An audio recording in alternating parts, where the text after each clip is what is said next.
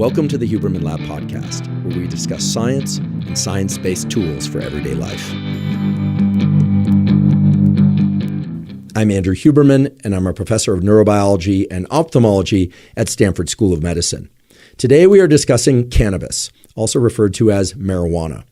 Cannabis includes many different compounds that have profound impact on the brain and body. So while many of you have probably heard of THC, there are also compounds in cannabis such as CBD, and of course there are different types or strains of cannabis, including sativa strains and indica strains and hybrid strains. And believe it or not, nowadays there is also an entire literature, meaning a scientific and medicinal literature about type 1, type 2, and type 3 strains. I'll explain what all of that is and how they work. I'll talk about some of the medicinal applications of different strains of cannabis and combinations of cannabis strains, as well as some of the potential health hazards of cannabis use.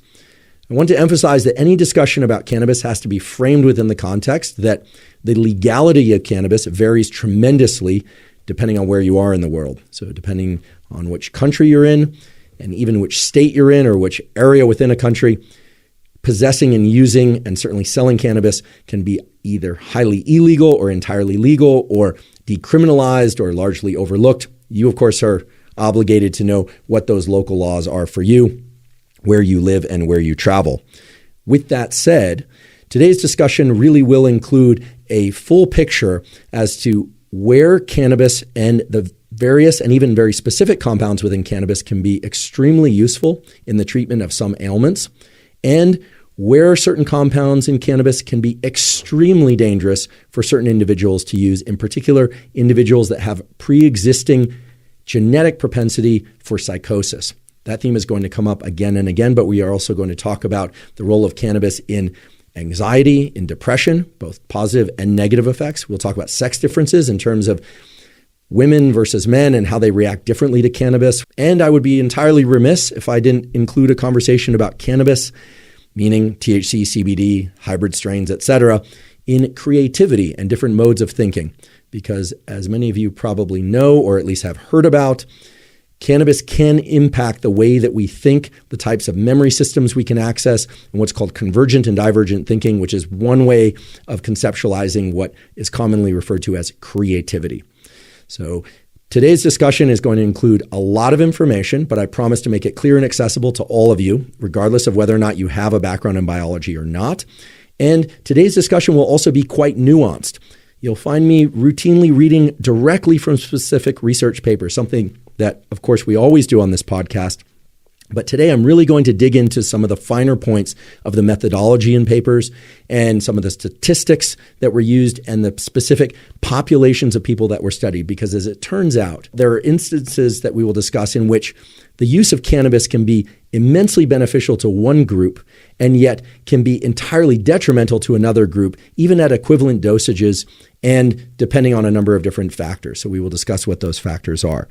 Just to give you a brief overview of the kind of structure I'm going to put on today's episode, we will review, of course, cannabis and its various forms. I'll talk about some of the biology, but we are going to really drill into how dosage, that is the concentration of THC relative to CBD, impacts whether or not cannabis is going to have one effect or another. We will also talk about the frequency of use, daily use, multiple times per day use, weekly use or monthly or occasional use. We will also talk about different professions and how some people may have a little bit more leeway in terms of whether or not they decide to use cannabis or any of its various component chemical constituents, that is CBD or THC, etc.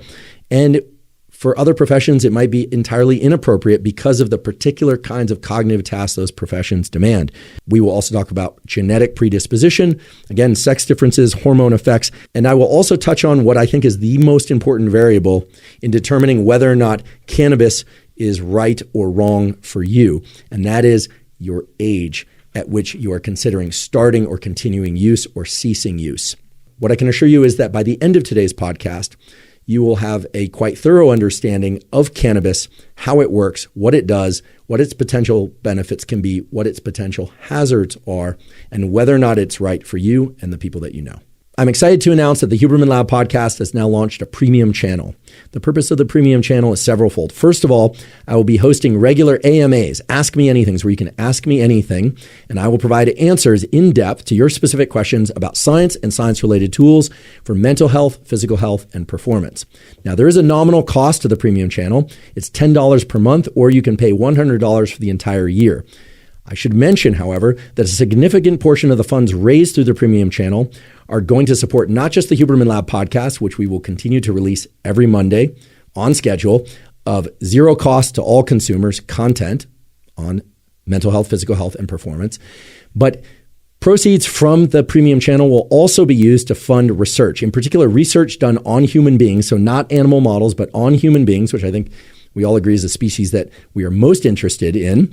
And we are going to specifically fund research that is aimed toward developing further protocols for mental health, physical health, and performance. And those protocols will be distributed through all channels, not just the premium channel, but through all channels, Huberman Lab podcast and other media channels. So the idea here is to give you information to your burning questions in depth and allow you the opportunity to support the kind of research that provides those kinds of answers in the first place. Now, an especially exciting feature of the premium channel is that the Tiny Foundation has generously offered to do a dollar-for-dollar match on all funds raised for research through the premium channel.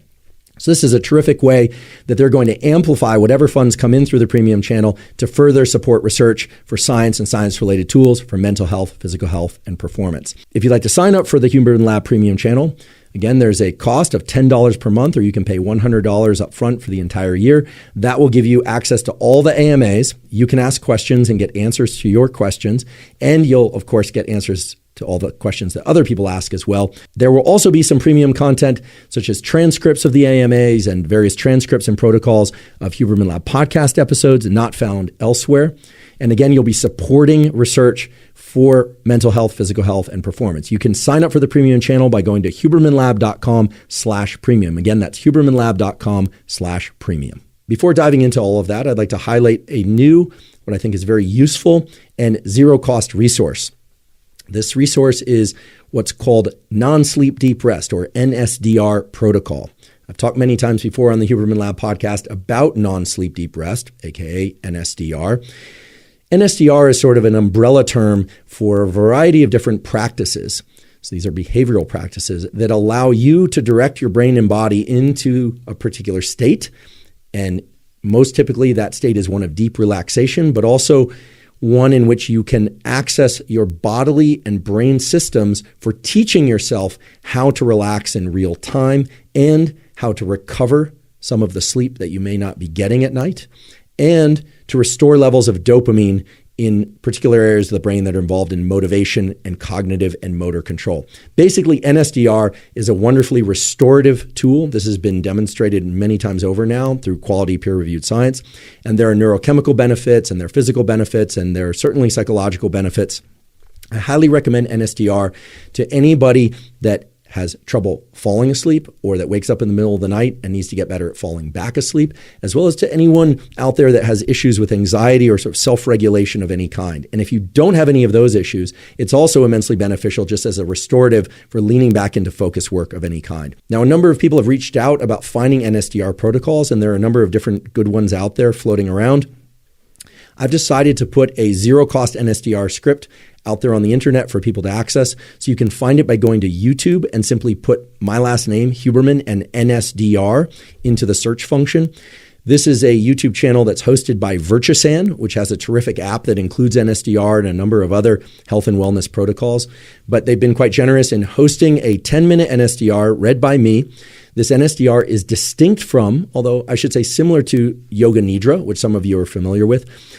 This NSDR is different than Yoga Nidra in the sense that it doesn't have intentions, there's no mystical component, and I describe a little bit of the science and why specific components of the NSDR are included, things like long exhale breathing. I talk about perceptual shifts and how to move from thinking and planning to pure sensation. If none of that makes sense right now, it'll make total sense after listening to the NSDR script. Again, it's a 10-minute NSDR script read by me.